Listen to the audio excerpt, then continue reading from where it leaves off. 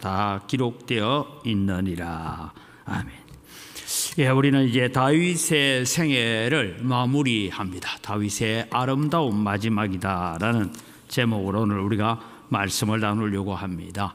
우리가 지난번에 사진 봤던 것을 다시 한번 보면 우리 모리아 산이 어디에 있는가 하는 것을 우리가 다시 볼 수 있는데, 사진을 보여주세요. 지금 원래 다윗이 살던 다윗성은 저기였습니다. 아래고 위에 동그라미 있는 저 지역이 뭐냐 하면 나중에 이제 성전산이 되어 있기도 한데, 저곳이 결국은 아리우나의 타작마당이었고, 저기에 아마 큰 바위가 하나 있었는데 그 바위에 모리아산 제사를 드렸던 창세기 22장. 그래서 여러분, 역사는요 시간을 지나가는데 참 오묘하게 그것을 맞추어 가고 있다라는 그런 생각이 듭니다. 그 다음 사진을 보고 이제 간략하게 넘어가겠습니다. 원래 다윗성은 있는 것이 저것인데, 옆으로 나온 것은 히스기야 왕 시절에 와서야 정축된 거고, 예루살렘 성은 원래 밑에 파란 거 조그만 예루살렘 성이고, 위에는 성전터 해가지고 또 위로 올라갔다 하는 얘기를 우리가 보게 됩니다. 다음 사진 볼까요? 이렇게 있었던 자리다라는 것을 보게 됩니다. 우리가 다시 한번 이제 자막을 보면서 생각할 것은, 저주의 자리가 하나님의 은혜의 자리로 바뀌었다라는 것, 여러분 제가 구태에 설명을 드리지 않겠습니다. 저주를 은혜로 바꾸시는 하나님, 오늘 또 우리는 마땅히 저주받아 죽어야 되는 우리를 은혜로 부르셨다. 오늘 오전에도 제가 그런 말씀드려요. 우리가 예배당에 앉아있는 것이 내 재주고 내 능력이고 내 실력으로 앉아있다라고 생각하면 우리 구원받은 사람이 아닙니다. 우리는 하나님의 은혜로, 하나님이 우리를 불쌍히 여기고 긍휼히 여기셔서 이 자리에 있다라는 거예요. 다음을 보면 이제 여호와를 송축하라라는 얘기가 나옵니다. 온 백성이 하나님을 찬양하고 풍성한 제물을 드리고 크게 기뻐하며 감사했다. 여기서 여러분 오늘 우리가 하나님께 우리의 예배라는 것이 뭐냐 하는 거 다시 한번 우리가 보면, 하나님을 찬양하는 것이 예배예요. 하나님께 감사하고 하나님 앞에 찬양하고, 그리고 하나님 앞에 제물을 드리는데, 우리는 뭐 지금은 다 돈으로 바꾸어서 드립니다만은, 제가 어릴 때만 해도 맥주 감사주일, 추수 감사주일 이럴 때를 보면 교회 마당에 보리가마니, 밀가마니, 그 다음에 지금은 감자 캘 때잖아요. 감자도 11조로 해가지고, 잘 모르지 그런 얘기를, 그죠? 정읍에서도 그래 안 했지. 목사님 어릴 때는 그랬어요. 감자도 막 11조를 해가 제일 탐스러워. 그러면 그날 이제 맥주 감사주일 주일 보내고 나면 그 다음 주일부터는 주일학교 간식이 그냥 감자가 계속 나왔어요. 감자 삶아서 나오고, 그 다음에 이제 가을이 되면 고구마도 가져다 놓고, 가마니 떼기로 가져다 놓고, 나락도 가마니로 가져다 놓고 했던 그런 시기로 하나님 앞에 풍성한 제물로 감사를 드렸다 하는데, 우리는 솔로몬의 1000번제를 참 우리가 해서 한국 교회가 그 솔로몬의 1000번제를 잘못 오해해가지고, 권사님도 옛날에 1000번제 한번 한 적이 있죠, 그죠? 무슨 예배를 1000번 드리면서 한번 할 때마다 헌금을 얼마씩 해가지고 1000번제 헌금 드리고 그런, 제가 이 교회 처음 왔을 때도 1000번제 헌금을 드리는 분이 있고 이랬는데, 우리가 그런 의미에서 1000번제가 아니고 1000마리의 제물을 하나님 앞에 드렸다 했는데, 오늘 여러분 성경을 보면 다윗은 솔로몬보다 더 많이 드렸어요. 어떻게 드렸습니까? 보니까 제사를 드리는데 숫송아지 1000마리, 1000마리 드렸어요. 순양이 1000마리, 이제 2000마리입니다. 그 다음에 어린 양이 1000마리, 3000마리예요. 또 그 전제라 온 이스라엘을 위해 풍성한 제물을 드렸으니까 그 다음을 계산 안 했어요. 그리고 실제로는 솔로몬은 1000번제를 드렸다 그렇게 말을 하지만, 다윗은 그럼 몇천 번제를 드린 거예요? 3000번제를 드리는 거로 그렇게 얘기하는데, 그게 아니고 제물의 숫자, 즉 하나님 앞에 제사 드린 제물의 숫자가 1000마리였다, 그런 의미를 가지고 있다라는 것이죠. 그 다음에 우리는 영적 대물림에 대해서 우리가 하나 살펴봐야 됩니다. 솔로몬을 왕으로 세웠다 했는데, 자, 솔로몬은 여러분 바세바가 낳은 아들입니다. 바세바가 낳은 아들인데, 첫 번째 다윗과 바세바 사이에 불륜으로 태어난 아들은 죽죠. 7일 만에 죽습니다. 그 다음에 바세바가 4명의 아들을 낳아요. 그 중에 솔로몬이 넷째입니다. 우리는 자꾸만 바세바가 낳은 첫 번째 아들 죽고 그 다음 아들이 솔로몬이라는데, 성경의 역대기에 보면 이 족보를 적을 때 보면 솔로몬이 4번째 태어납니다. 4번째 태어났는데, 이 네 번째 솔로몬이 태어날 때에 하나님께서 나단 선지자를 보내어 가지고 이름을 솔로몬이라 하면서 여디디아다, 하나님께 사랑을 받은 자다라고 그렇게 이름을 붙여줬어요. 나중에 여러분 우리가 열왕기로 가보면 우리가 좀 오해가 되고 이해가 잘 안 되는 부분이, 왜 아도니아가 내가 스스로 왕이 되겠다라고 하고 왕이 될 때까지 다윗은 가만히 있었는지 잘 몰라요. 요즘도 여러분 우리 사극 같은 데 보면 왕이 소위 빈을 통해서 아들도 낳고 중전을 통해서 아들을 낳고 이러면 나중에 일어나는 일이 뭡니까? 누가 세자가 될 것이냐, 누가 세손이 될 것이냐, 여기에 막 관심을 가졌던 것처럼 다윗 시대에도 그랬습니다. 그런데 하나님께서 이미 솔로몬이 태어날 때에 나단 선지자를 보내서 여디디아다라는 특별한 이름을 줄 만큼 이미 하나님께서 지목했는데, 다윗은 사실 그 부분을 나중에 뒤늦게야 아도니아가 스스로 왕이 되고 난 뒤에야 번복시키는 일이 일어났다라는 것을 우리가 하나 알 수가 있습니다. 그 다음에 사독이 제사장이 됩니다. 여러분, 사독이 제사장이 되는데, 사독하면 나중에 여러분 우리 신약에 오면 사두개파, 그러니까 우리는 사독의 후손들이다라는 의미에서 사두개파가 나옵니다. 그런데 여러분, 사독은 참 믿음이 좋았는데 나중에 오는 사두개파는 믿음은 꽝이었어요. 왜냐하면 천사도 없고 영혼도 없고 내세도 없고 우리가 이 세상에 사는 동안에 하나님의 복 받고 잘 살고 죽으면 끝이다, 이런 생각을 가졌던 생각들이 이 사두개파가 만들어지게 된 계기는 언제냐 하면 이 느헤미야 이후에 만들어지는 제사장 가문들이 중심이 되었던 그런 것입니다. 그런데 오늘 여기에 나오는 사독은 우리가 공부를 좀 해놓을 필요가 있습니다. 사독을 대제사장으로 세우는데, 이 사독은 누구냐 하면 엘르아살의 아들 비느하스를 여러분 기억할 필요가 있습니다. 그럼 이제 민수기 26장으로 가야죠. 민수기에 가보면 어떤 일이냐, 광야에서 이스라엘 백성들이 오랫동안 정착되어 있는데, 여러분 우리가 잘 아는 발람 선지자 있잖아요. 발람 선지자가 이스라엘을 어떻게 망하게 하려고 하는 이 발락이라는 왕, 이름 헷갈리면 아니면 발락은 왕이고 발람은 선지자입니다. 어떻게든 이스라엘을 망하게 하려고 하는데, 이 발람 선지자가 자기의 입을 천사가 주장해서 말하니까 이스라엘을 축복하는 얘기밖에 못했어요. 그리고 집으로 갑니다. 민수기에는 집에 그냥 갔다 이렇게 되어 있어요.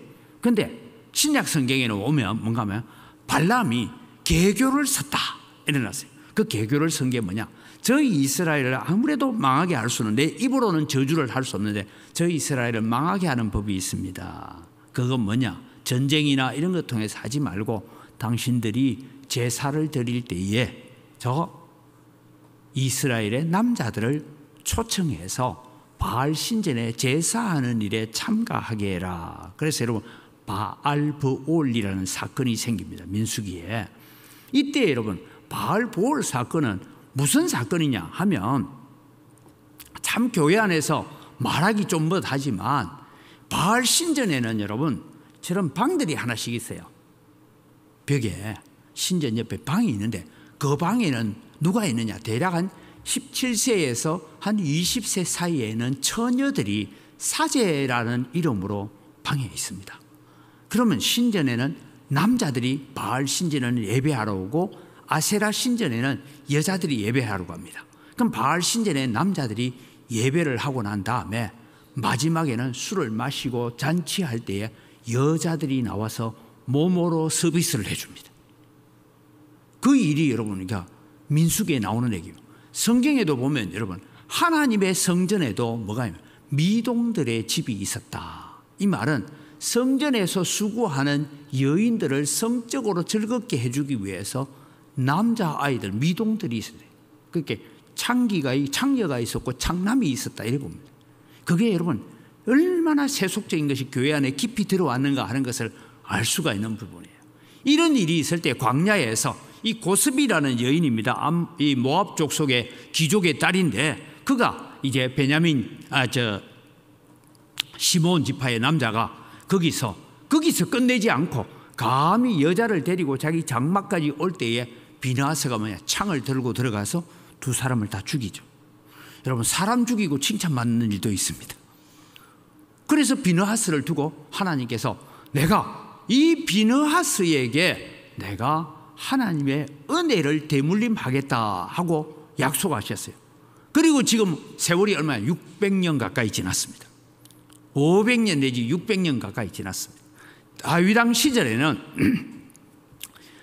엘리 제사장의 가문이었던 즉 아론의 두 아들은 이제 불을 잘못 들이다가 죽잖아요. 그리고 이 두 아들이 남았는데 엘르아살과 이다말이 남았는데 이다말의 후손 가운데는 엘리 가문이 나옵니다. 그 다음에 엘르아살의 후손에서는 사독이 나옵니다. 그런데 나중에 솔로몬이 왕이 되고 난 다음에 저 엘리 가문에 있는 아비아달이라는 다윗 시절에는 다윗을 위해서 에봇을 가지고 와가지고 다윗과 함께 피난 다니면서 그 에봇 앞에 기도하고 했던 얘기 이제 지난번에 우리 배웠잖아요. 그런 일을 했던 아비아달이지만 아비아달이 쫓겨납니다. 제사장직을 파면당하고 너는 너의 농토로 가서 농사 지어라 하고 쫓겨납니다. 그 쫓겨난 이유가 뭐냐? 다른 것이 아니라 엘리가 하나님보다 아들들을 더 사랑하기 때문에 너희 집에는 앞으로 노인이 나오지 못할 것이고 떡 한 덩이를 얻어먹기 위해서 빌어먹는 사람이 나올 것이다 라고 저주를 했잖아요. 그것이 사울 시대 40년을 지나고 다윗 시대 40년을 지나서 80년 뒤에야 이다말 가문은 몰락을 하게 되고 이제 엘르아살 가문의 사독 제사장이 이제 성전 예배를 주도해 가는 일을 하게 됐다. 여러분, 여기서 우리 하나 교훈을 가지고 가야 돼요.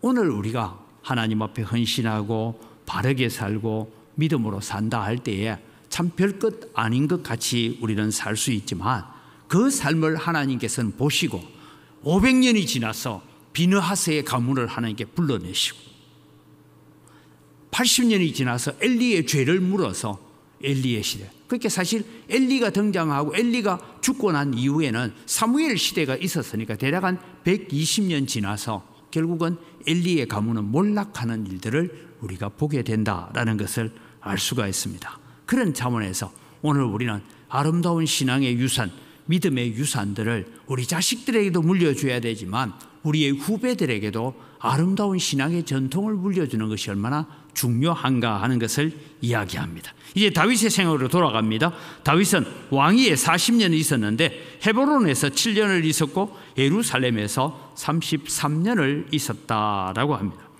그러면서 다윗의 마지막을 이렇게 적죠. 다윗이 나이 많아 늙도록 부하고, 다음 장면을 보면 이렇습니다. 그래서 다윗이 나이가 많았다 해가 저는 90까지 살았는 줄 알았더니 다윗이 70까지밖에 못 살았어요. 우리 권사님보다 더 젊을 때 죽었어요. 그런데 이 당시에는 여러분 나이가 70까지 산다는 건 굉장히 오래 살은 거죠. 예. 오래 살은 거예요.